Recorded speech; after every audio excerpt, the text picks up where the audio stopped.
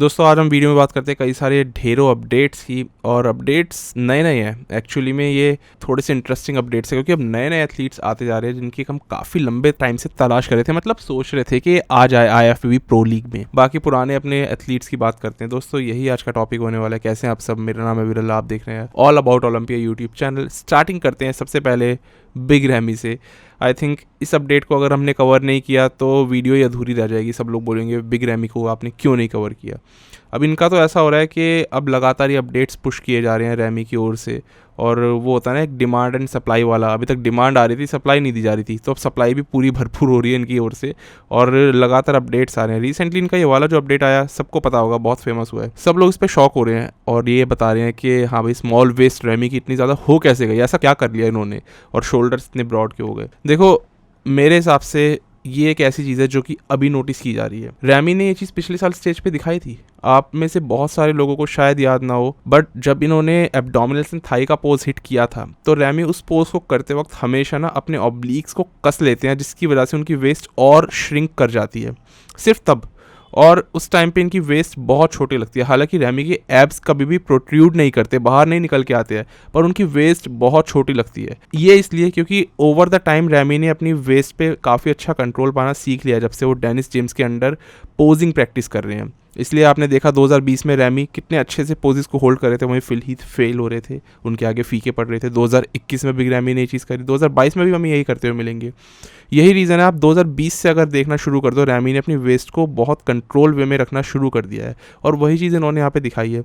अब यहाँ पर इन्होंने एक्चुअली में एक और चीज़ क्या दिखाई है कि हमेशा मैं बताता हूँ बॉडी बिल्डर्स पंप करने के बाद में या वर्कआउट करने के बाद में फ़ोटो लेते हैं जब वो जिम के अंदर है, तो जाहिर सी बात है उन्होंने कोई ना कोई वर्कआउट लगाने के बाद फ़ोटो ली होगी। जब स्टेज पे बॉडी बिल्डर चढ़ता है तब भी तो पंप करके ही आता है, ऐसी जब फोटो खिंचवाता है तब भी वो वर्कआउट करके ही आता है। यहाँ पर रैमी के शोल्डर्स बहुत ज़्यादा अच्छे लग रहे हैं। पॉसिबिलिटी हो सकती है कि इन्होंने यहाँ पर अपने शोल्डर्स को ट्रेन किया हो, बिकॉज चेस्ट आप देखोगे वो कोई फूली हुई नहीं लग रही, वहाँ पर इतना ज़्यादा ब्लड नहीं है।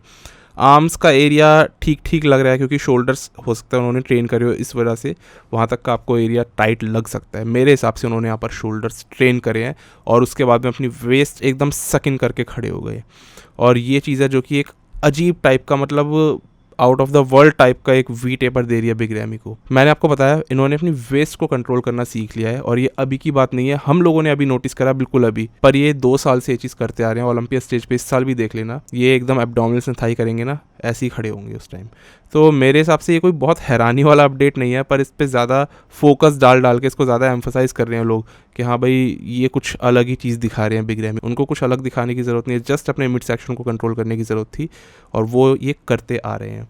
तो मैं थोड़ा सा कम इसमें शौक हुआ, लेकिन मैं हैरान इस चीज़ से हुआ कि लोगों ने इस चीज़ को अब क्यों नोटिस करा है, पिछले साल या उससे पहले क्यों नहीं। तो बिग रैमी की पोजिंग प्रैक्टिस लगातार अच्छी चलती जा रही है और मेरे हिसाब से इस बार और अच्छे से पोजेस को होल्ड करके रखेंगे, जिसकी वजह से फिर टाइटल इनके हाथों में आ जाएगा और तीसरी बार ये चैम्पियन बन जाएंगे। इसके बाद अगले अपडेट की बात करते हैं। यहाँ पर अब 2 नए एथलीट्स आ रहे हैं IFBB प्रो लीग में और मेरे हिसाब से बहुत क्लोज कॉम्पिटिटर होने वाले हैं एक दूसरे के। पहला एथलीट माइकल क्रिजो, सेकेंड एथलीट जो जाना जाता है वो है गुड वीटो। इनका नाम आता है विटैली युगोल्निकोव, तो इनको गुड वीटो के नाम से जाना जाता है। अब गुड वीटो ने अपना हाल ही में बताया है कि वो कौन से शो को खेलेंगे जिससे कि वो प्रो कार्ड लेंगे और IFBB डिवीजन के अंदर लीग में एंट्री कर जाएंगे। तो ये अनाउंस करते हैं एक शो जिसका नाम है फिट पैरा प्रो। ये 5 नवंबर को होगा, मसल कॉन्टेस्ट वाले करवा रहे हैं शो को। तो ये क्या एमेच्योर और प्रो शो दोनों इसमें कॉन्टेस्ट रहेंगे। तो लगभग मान के चलो ये 8 हफ्ते बाद खेलने वाले हैं। पॉसिबिलिटी है कि इस शो को ये जीत करके IFBB का प्रो कार्ड लेंगे और एंट्री कर जाएंगे इस डिवीजन में। इसके बाद बात करता हूँ मैं माइकल क्रिजो की। तो माइकल क्रिजो भी इसके बहुत ही एक करीबी शो खेलने वाले हैं जो कि है 29 अक्टूबर को, जिसका नाम आता है इविल्स प्रैग प्रो। अब इविल्स प्रैग प्रो में डेफिनेटली प्रो शो भी वो है और एक एमेच्योर शो भी है, तो माइकल भी यही काम करने वाले हैं। चांसेस है कि जीत करके इस शो को और प्रो कार्ड ले लेंगे। तो मेरे हिसाब से मैंने क्यों कहा ये दोनों बहुत क्लोज कॉम्पिटिटर है, गुड वीटो और माइकल क्रिजो। स्ट्रक्चरली ये दोनों एथलीट्स ना बहुत ज़्यादा एक जैसे से लगते हैं अगर आप देखोगे, और इनकी मसल्स जिस तरीके से है ना, बहुत ही यंग मसल्स है। दोनों के दोनों एथलीट्स यंग एथलीट है, स्पेशली गुड वीटो लगभग 25 साल की हैं और इनकी मसल्स शेप बहुत ही ज़्यादा इंक्रेडिबल वी टेपर इनकी दिखाती है, बिकॉज इनका वी टेपर कुछ इस तरीके से आता है। वहीं पर ही अगर मैं बात करता हूँ माइकल क्रिजो की, तो माइकल क्रिजो बहुत ज़्यादा डोमिनेट करते हैं अपनी चेस्ट से, अपने आर्म्स से। और गुड वीटो की बात करूँ, इनके लैट्स ज़्यादा बेहतर आपको दिखेंगे माइकल से। इनके लेग्स आपको बहुत अच्छे से, ये जब खड़े होते हैं ना, बिल्कुल लेग्स को ओपन करके और स्ट्राइटेड सेपरेटेड लेग्स अपने दिखाते हुए खड़े होते हैं। वहीं पर ही क्रिजो के भी लेग्स बहुत अच्छे आते हैं। बैक के मामले में गुड वीटो अभी बहुत लंबे टाइम से अपनी बैक नहीं दिखा रहे हैं, लेकिन इनके अगर आप ग्लूट्स और हैमस्ट्रिंग्स को देखोगे तो वो बहुत अच्छे लगते हैं। माइकल क्रिजो के भी अच्छे लगते हैं। तो इसलिए मैंने बोला ये ना बहुत क्लोज कॉम्पिटिटर्स हैं, बिल्कुल ये समझ लो आउटसाइड वर्ल्ड से आ रहे हैं, IFBB की जो दूसरी फेडरेशन होती है। लेकिन मेरे हिसाब से अब ये दोनों एक दूसरे के खिलाफ हो सकता है एक राइवलरी बिल्ड करने लग जाए। आपने देखा निक वॉकर और हंटर लब्राडा के बीच में IFBB खुद चाह रही है कि ये दोनों एक कंपैरिजन में रहे। मेरे हिसाब से यहाँ पर भी इन दोनों एथलीट्स के साथ गुड वीटो और माइकल क्रिजो के साथ ये हो सकता है। जैसे जैसे दोनों प्रो कार्ड लेंगे, चांसेस है कि फैंस इनको कंपेयर करने लग जाए, या फिर IFBB प्रो लीग में जितने भी ऑफिशियल्स हैं या फिर वहाँ पर जो अनाउंसर्स हैं, कॉन्टेस्ट ऑर्गेनाइजर्स, बॉडी बिल्डर्स है पुराने, वो इन दोनों का कंपैरिजन करने लग जाए। तो मेरे हिसाब से देखना होगा ये दोनों करते क्या हैं फ्यूचर में। फिलहाल मैं तो एक्साइटेड हूँ इन दोनों ही एथलीट्स के लिए, क्योंकि दोनों ही कहीं ना कहीं इंक्रेडिबल एथलीट्स हैं। 29 तारीख को क्रिजो का कंपटीशन और 5 नवंबर यानी लगभग 6-7 दिन बाद है गुड वीटो का कंपटीशन। दोनों ही प्रो कार्ड लेंगे और फिर IFBB में देखते हैं आने के बाद क्या हंगामा मचाते हैं। दोस्तों इसके बाद में एक चीज़ जिसके ऊपर अब बहुत ही कम बात होती है वो है गेस्ट पोजिंग। हाल ही में हमें गेस्ट पोजिंग करते हुए दिखाई दिए ब्रियन एंसले, क्लासिक कॉम्पिटिटर। उनके साथ में कर रहे थे मोहम्मद शबान पोजिंग, जो कि है एक ओपन बॉडी बिल्डर, और उसके साथ में थे अहमद अल-सदानी, ये एक 212 कॉम्पिटिटर। तो तीनों के तीनों अलग अलग डिवीजन से आते हैं और तीनों एक साथ गेस्ट पोजिंग करते हुए हमें दिखाई दिए और बहुत ही कंपेरेबल लग रहे थे। खैर ये गेस्ट पोजिंग शेप है, ऑब्वियसली इस पर आप जज नहीं कर सकते हो। और ब्रियन एंसले तो हमें काफ़ी ज़्यादा ऑफ सीज़न कंडीशन में दिखाई दिए। देखते हैं ब्रियन एंसले का प्लान क्या है, क्योंकि ये बहुत ज़्यादा, सच बताऊं, एक टाइम वेस्ट करते हुए अब नज़र आने लग गए हैं। क्योंकि क्लासिक में जैसे ये आएंगे फिर इनको अपना सारा वज़न लूज़ करके आना पड़ेगा और बमस्टड के आगे टिक नहीं पाएंगे। 212 में आते हैं तो एक अलग बात है, लेकिन ब्रियन एंसले का मामला पूरे तरीके से अनक्लियर चल रहा है। अभी रिसेंटली इन्होंने जब अनाउंस किया था कि ये प्रो शो खेलेंगे और क्लासिक में खेलेंगे, वो चीज़ इन्होंने अपने आप कैंसिल कर दी और उसके बाद ये दिखाई नहीं दिए कहीं पर भी। तो जस्ट गेस्ट पोजिंग कर रहे हैं। मोहम्मद शबान जो है वो उभरते हुए एक बॉडी बिल्डर है ओपन कैटेगरी के, तो उनका एक अलग ही वो हो जाता है। देखते हैं वो क्या करेंगे। और अहमद अल-सदानी जो है वो कुछ अच्छा नहीं कर रहे अपने करियर में।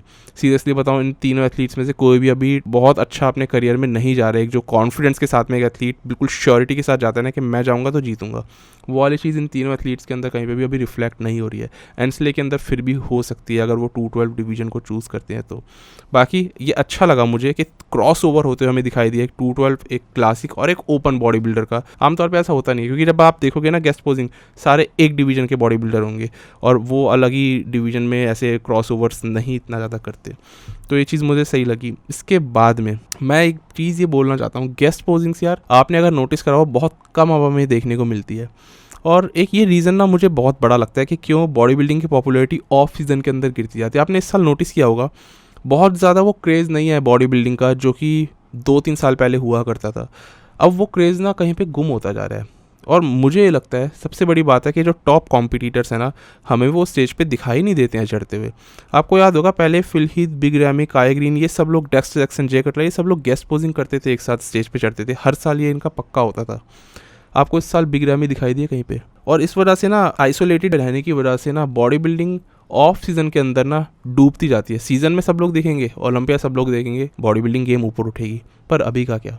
आपने क्रिस बमस्टेड को देखा कहीं पे गेस्ट पोजिंग करते हुए? क्योंकि मैंने तो नहीं देखा। 212 में अगर मैं बात करता हूँ, डेरेक लुंसफोर्ड ने करी थी, लेकिन वो कितने महीने पहले करी थी। और डेरेक अभी उतना बड़ा कोई नाम नहीं है, लेकिन हाँ डेरेक ने करी, आपने देखा था, तब इनकी पॉपुलैरिटी ऊपर उठनी शुरू हुई थी। लोग कह रहे थे आ जाओ ओपन में, नाम उठना शुरू हुआ था, एटलीस्ट बातें उठनी शुरू हुई थी और बॉडी बिल्डिंग में फैंस का इंटरेस्ट बढ़ना शुरू हो गया था। इसी चीज़ की मैं बात कर रहा हूँ।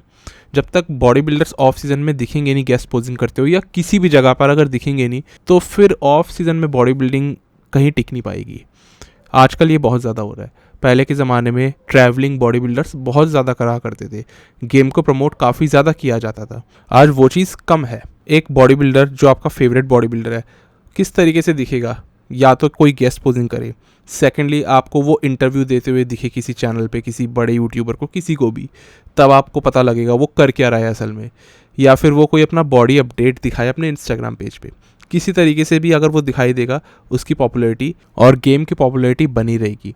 लेकिन आजकल मुझे लगता है एथलीट्स दिखते कम हैं। विलियम बोनेक आपको नहीं दिखने वाले पूरे साल, हार्डी शूपन आपको नहीं दिखेंगे भी तो बहुत अनक्लियर सी पुरानी कोई फ़ोटोज़ या वीडियोज़ डाल देंगे और वो हम समझते हैं कि अभी का अपडेट है, बट ऐसा होता नहीं है। या फिर कोई भी बड़ा आपका पसंदीदा एथलीट उतना दिखता नहीं है।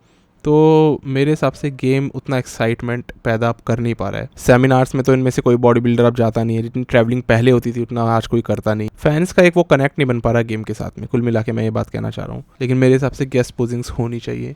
अब इसके बाद एक और गेस्ट पोजिंग की बात कर लेते हैं। सैमसन दौदा ने भी अभी हाल ही में अपनी बॉडी दिखाई और दोस्तों क्या गजब की उनकी फिजिक लग रही थी ऑफ सीजन के अंदर। वो भी लगभग 330 पाउंड्स के आसपास चल रहे हैं और सही में अब वो बहुत बड़े लगने लग गए हैं और ख़तरनाक लग रहे थे। स्टिल वो स्ट्रेडिड लग रहे थे, एक अच्छी फिजिक उन्होंने मेंटेन कर रखी थी, बहुत ज़्यादा ब्लोटेड नहीं लग रहे थे। पर मैं इससे ज़्यादा इंटरेस्टेड हूँ सैमसन दौदा की ये वाली फिजिक अपडेट में, जिसमें कि अपनी बैक दिखाते हुए नजर आ रहे हैं। जस्ट ये रिलैक्स खड़े हुए हैं, आपने ये देखा इनकी बैक में कितना ज़्यादा मास है। सर्जियो ओलिवा नीचे कमेंट भी कर रहे हैं और मजाक में ये कह रहे हैं कि ये न्यू मैंडेटरी पोज है और बिना कुछ पोज करे दौदा की बैक इतनी ज़्यादा थिक, इतनी भारी हो कैसे गई। सीरियसली सैमसन दौदा हमें मालूम है इस साल के ओलंपिया में क्वालिफाइड है, लेकिन ये ओलंपिया में क्या करेंगे ना, ये हम इस चीज़ से सब लोग ना एक बिल्कुल अभी साइड में ही है, हमें कुछ नहीं मालूम, कोई आइडिया नहीं है। तो मेरे हिसाब से ये एक सरप्राइज़ ज़रूर दे सकते हैं। इस बार ना कई सारे नए नए एथलीट्स आ रहे हैं ना ओलंपिया में, या फिर मैं बोलूँ पुराने एथलीट्स एक अच्छा अपडेट, अच्छी फिजिक लेकर के आ रहे हैं एक नए इंप्रूव पैकेज के साथ, वो हमें ज़रूर से इस बार झटका दे सकते हैं। सैमसन दौदा के लिए मैं तो सीरियसली एक्साइटेड हूँ। सही में अगर आपने नोटिस नहीं किया होगा बहुत लोगों ने, इनकी बैक काफ़ी ज़्यादा थिक हो गई है और ये लगातार अपना वज़न ऊपर लेकर के जाते जा रहे हैं। तो इनकी गेस्ट पोजिंग भी बहुत ज़्यादा इंप्रेसिव थी, आई थिंक सुपर इंप्रेसिव इसको हम बोलेंगे, जिस पे कि अगेन कम लोगों ने बात करी। मेरे हिसाब से ये खतरनाक काम करेंगे, इस बार टॉप 10 में आना इनके लिए ईजी है। तो इसके बाद दोस्तों अगला अपडेट आता है जेरेमी बुएंडिया की ओर से। जेरेमी का प्लान एकदम साफ है, उन्होंने बोल दिया कि वो आएंगे 220 LBS पे ऑफ सीज़न, जो कि उनका आज तक का हैवीएस्ट वेट होगा और अभी वो यहाँ से बल्किंग करने वाले हैं। एक हफ्ते बाद वो स्टार्ट करेंगे, उसके बाद वो करने वाले हैं कट डाउन और 201 के स्टेज वेट पे हो जाएंगे एकदम रेडी। और जेरेमी का ये कहना है कि आज तक का सबसे उनका हैवी वेट होगा अगर वो 201 पाउंड्स पे आते हैं, क्योंकि हमने लास्ट जब उनको compete करते हुए देखा था तो करीबन वो 190 LBS के आसपास compete करा करते थे। उसके हिसाब से 201 पाउंड से एक ठीक वजन है, बिकॉज मेंस फिजिक डिवीजन भी काफ़ी ज़्यादा ग्रो कर चुकी है। इस वक्त पे जेरेमी ये बोल रहे हैं कि वो है 192 पाउंड्स पे, जो कि 5 हफ्ते पहले उन्होंने साइकिल बंद करी, जिसके बाद लगभग 10 पाउंड्स उन्होंने वज़न लूज़ करा है। इसका मतलब वो 5 हफ्ते पहले तक भी 202 पाउंड्स पे थे और जेरेमी ने अभी वज़न कम करा, दोबारा से बल्किंग स्टार्ट करेंगे, 220 तक जाएंगे और इस 220 के वज़न तक जाने में उनको 18 वीक्स लगने वाले हैं। उनका ये एम है कि अगर 225 तक चले गए तो और भी अच्छा। तो मेरे हिसाब से काफ़ी तगड़ी बल्किंग होने वाली है, ये देखते हुए कि वो एक मेंस फिजिक एथलीट है। मतलब 10 पाउंड्स अगर कोई मसल गेन कर रहा है, प्योर मसल्स श्रेडिड आ रहा है स्टेज पे, तो ये काफ़ी अच्छी बल्किंग है। ओलंपिया में अगर बॉडी बिल्डर्स की बात करूँ ना, 10 पाउंड्स मसल उनके लिए भी बड़ी होती है। यहाँ पर मेंस फिजिक एथलीट अगर ये चीज़ कह रहा है तो सही में वो खतरनाक साबित हो सकते हैं। फिलहाल इस बार वो जाएंगे ओलंपिया में भी देखने के लिए सारे एथलीट्स को, और उनका कहना है कि वो देखेंगे, जज करेंगे कौन कैसा दिख रहा है, उस हिसाब से अपना डिसीजन बनाएंगे। तो जेरेमी अब सीधा 2023 में हमें दिखने वाले हैं, लेकिन प्लान्स उनके हैं थोड़े से ज़्यादा खतरनाक, जो उनका कहना है। देखते हैं जेरेमी सही में अब क्या उस तरीके से उभर के आ पाते हैं कि नहीं। उनका तो यही कहना है कि वो चाहते हैं ब्रैंडन हेंड्रिक्सन जीते इस बार चौथा टाइटल, ताकि 5वें टाइटल के लिए उन दोनों में एक अच्छी फाइट हो। और ब्रैंडन के आगे जीतना सही में उनके लिए एक टफ चैलेंज है। लास्ट टाइम ब्रैंडन से ही वो हारे थे 2018 में। तो देखना होगा कौन क्या करता है। बाकी आपको लगता है अब जेरेमी में वो पोटेंशियल बचा है कि वो ब्रैंडन हेंड्रिक्सन या फिर मेंस फिजिक के किसी भी एक टॉप एथलीट को हरा पाएँ? तो मुझे ज़रूर कमेंट में बताना। अब मिलते हैं एक नए वीडियो में एक नए टॉपिक के साथ, तब तक के लिए स्टे ट्यून्ड, गुड बाय, शुक्रिया।